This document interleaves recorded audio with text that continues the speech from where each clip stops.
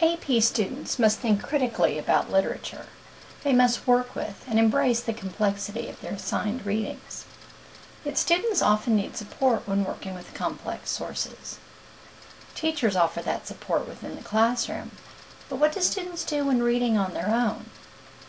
Often, they turn to study aids like Cliff's or Sparks Notes. Well, what's wrong with that? Study aids attempt to simplify literature rather than to grapple with the complexity that characterizes quality pieces. Don't believe me? Let's take a look. Let's pick a character or a situation from Crime and Punishment, and let's approach it the way a struggling student would. Let's Google it, or Bing it, or dogpile it, whatever. Let's presume you read the story and that you understand the basic plot, but that you're left struggling with the meaning of the whole. Often students struggle with the character Raskolnikov. He's a pretty mysterious fellow, and he's really hard to understand. Here's a bit of proof from the BBC video. Great men smash laws, smash old ways in order to create new ones. Great men are not afraid to be criminals.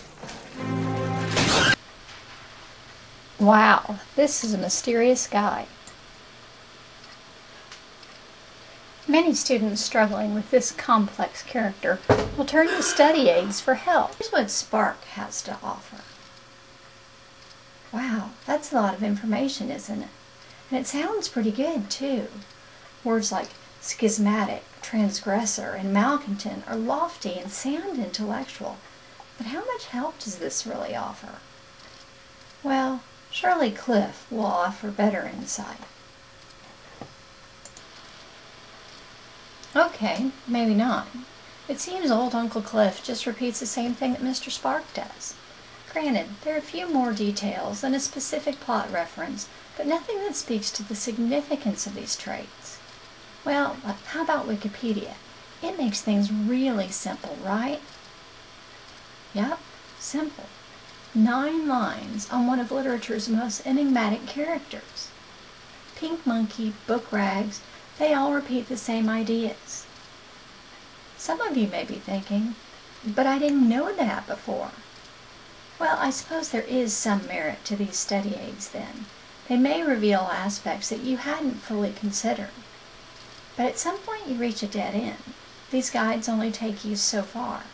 They still don't tell you why that characteristic is important or how it adds to the complexity of the novel. In fact, what these study aids do is to just make obvious the points that the average Joe should know.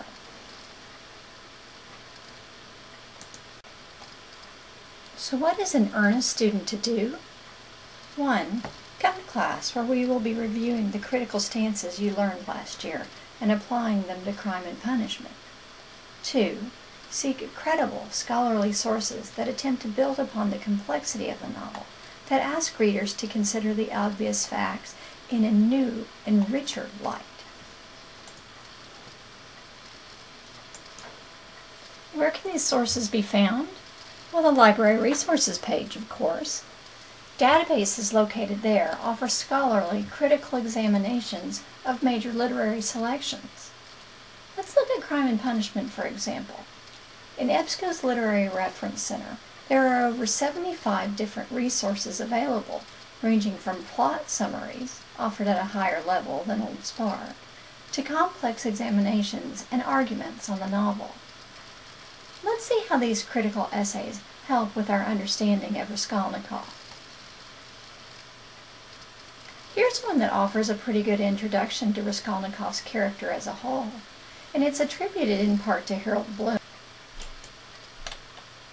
Here's one that offers a good introduction to Raskolnikov's character as a whole. It's attributed to Harold Bloom, one of the best-known literary critics of all times, so that's a good sign. Here's one called Character Profiles that starts with The Split. We read about that earlier in Cliff's Note. But it works to explain its nature and then goes on to link it to the other characters who act as foils for Raskolnikov's divided nature. Hey, that's an interesting idea, and something we haven't heard before. This criticism, offered from a psychological and formal perspective, suggests that Dostoevsky created each character purposefully, mainly to juxtapose their wholeness with Raskolnikov's sense of division. Now that's something new, something complex, and something that encourages the kind of thinking that AP English requires.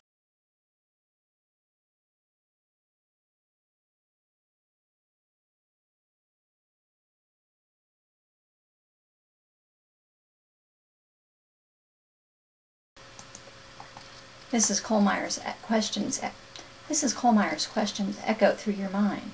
So what? Why is this important? Who cares? How does this add to the complexity of the novel? Take Raskolnikov, for example. What is his deal? Well, here's what Spark has to offer. Wow, that's a lot of information, isn't it? And it sounds pretty good, too. Words like schismatic, transgressor, and malcontent are lofty and sound intellectual, but how much help does this really offer? Well, surely Cliff will offer better insight.